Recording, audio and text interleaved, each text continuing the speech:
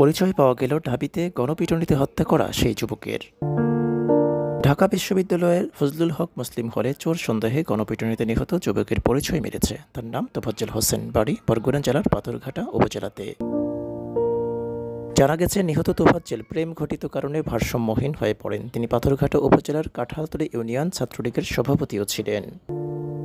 বৃহস্পতিবার সামাজিক যোগাযোগ মাধ্যমে ফেসবুকে এক স্ট্যাটাসে এমনটাই দাবি করছেন বাংলাদেশ ছাত্রলীগের সাবেক কেন্দ্রীয় যুগ্ম সাধারণ সম্পাদক ও ঢাকা বিশ্ববিদ্যালয়ের আইন বিভাগের সাবেক শিক্ষার্থী আরিফুজ্জামান আল ইমরান।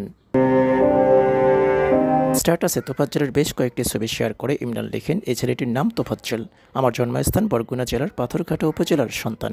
তোফাজ্জল পাথরঘাটা উপজেলার কাঁঠালতলী ইউনিয়ন ছাত্রলীগের সভাপতিও ছিলেন। এই ছেলেটি বেশ সজ্জন, পরোপকারী ও নেতৃত্বগুণ সম্পন্ন ছাত্রনেতা ছিল।